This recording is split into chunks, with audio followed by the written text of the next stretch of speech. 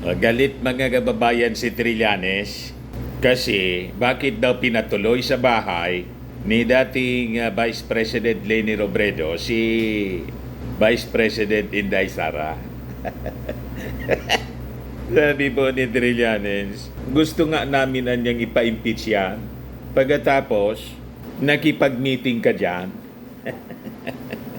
Hindi nagustuhan po ni Trillanes. Nagpaliwanag naman po si Leni Robredo. Na-corner kasi po siya. Nang tumawag daw sa kanya, papunta na.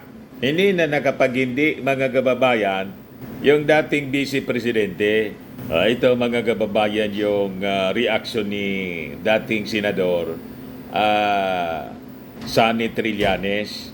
Ma'am Leni, gusto nga naming ipa-impeach yan si VP Sara. Tapos binastos pa niyan si Senator Risa. Bakit mo pa, Minute? Are you siding with her? Now, to the die-hard pinks, VP Leni should not be beyond criticism. Kahit saan mo tingnan, mali ang pakikipag-meeting niya kay Sara. Di ano niya, Mr. Maravillas, yung masasabi mo niyan. Nagpaliwanag na po si Leni Robredo. At sa Fiesta naman po, Piña Francia Fiesta. Sabi po ni Leni Robredo, pag ganitong okasyonan niya, lahat pumupunta sa kanila. Walang kulay niya. Ito po, na-interview na po ng mainstream media following Vice President Sara Duterte surprise visit to Naga City. Former Vice President Leni Robredo says the Piña Francia Festival niya is politically neutral and open to everyone wishing to pay respect to the ina. Matapos na bumisita sa ina, yung Nuestra Señora de Piña Francia, diretso sa ina ng LP. Di ba? Pero Mr. Maravillas, di ba independent si Leni ng kumandidato? Oo nga, pero siya yung endorse mga kababayan ng LP. Kasi yung kanyang katandem po, si Kiko, Liberal Party member. At siya mga kababayan talaga yung yung mukha ng kakamping. Di ba? Yung tinawag na pink wave. Ito yung sabi po ni Leni Robredo, pag Piña Francia dito sa amin, wala naman kulay ng politikang tinitingnan. Walang partido, politically neutral dito lahat.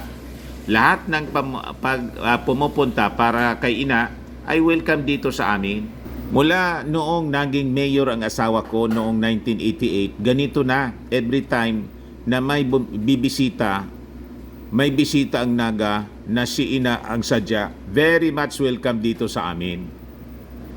Kaya nga po, dumiritso na rin sa kanya.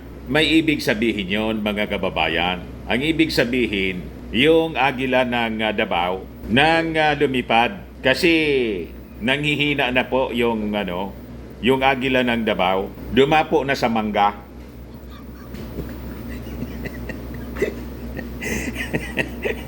Anong mangga niya, Mr. Maravillas? Yung mangga ni Inday.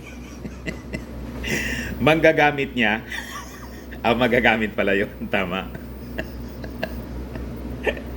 Kung magpagamit, mga kababayan, si Leni Robredo. Halimbawa si Leni Robredo, bumigay.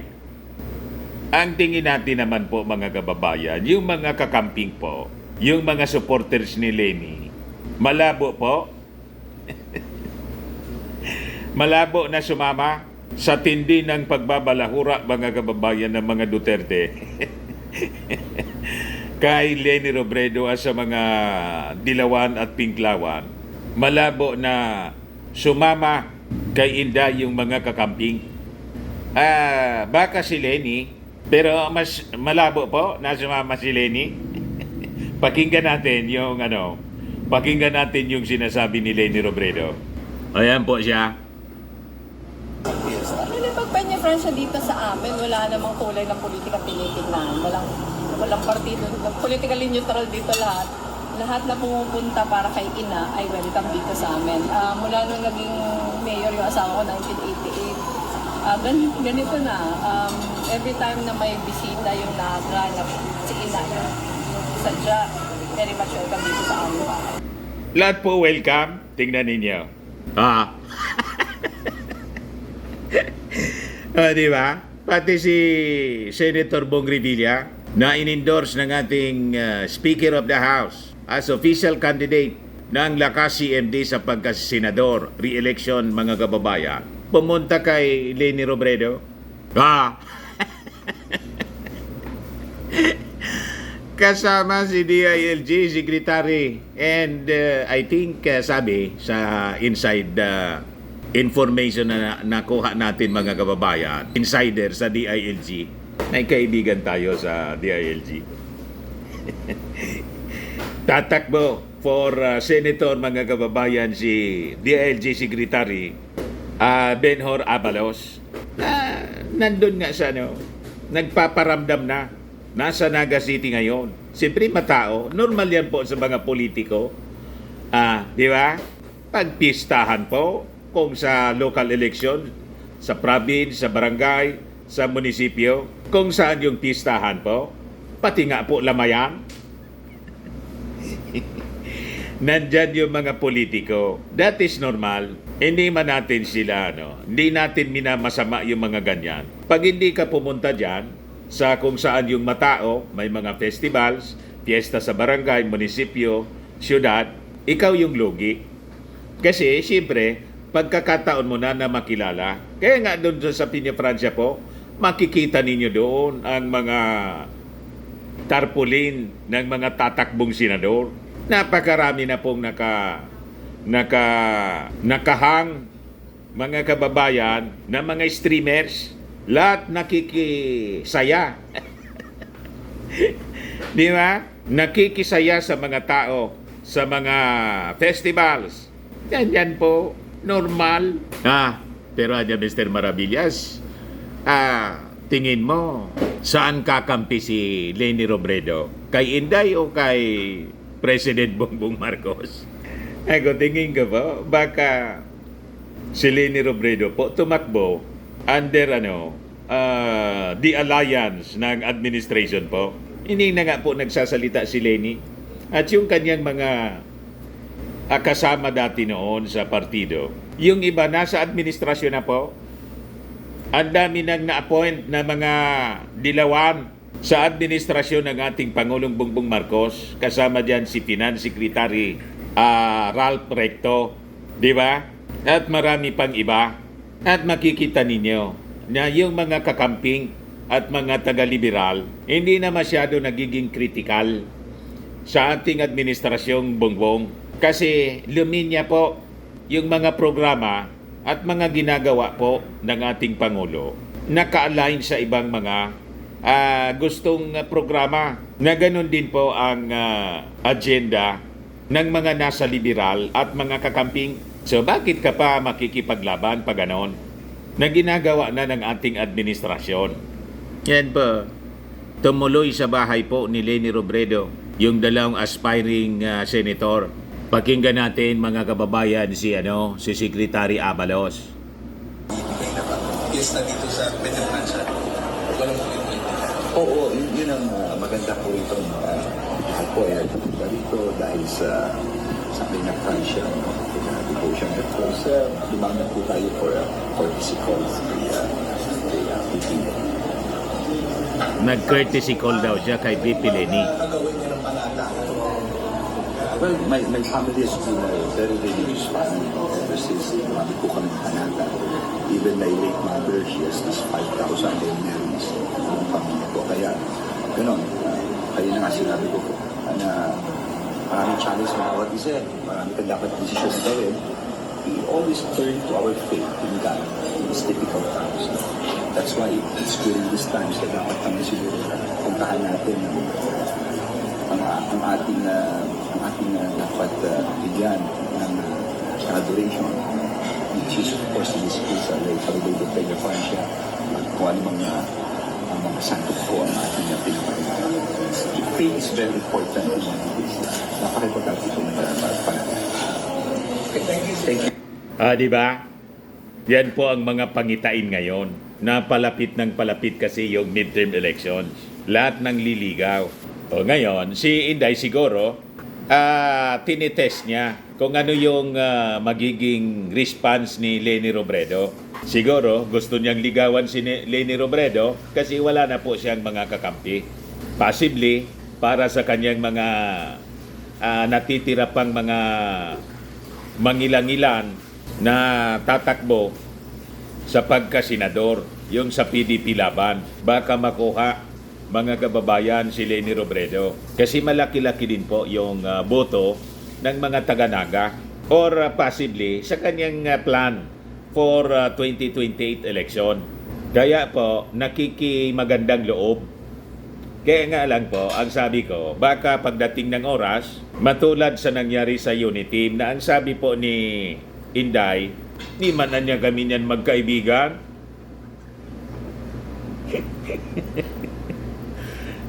Nagsisisian niya ako kung bakit niya nirecommend ko sa inyo, in-endorse ko sa inyo si BBM.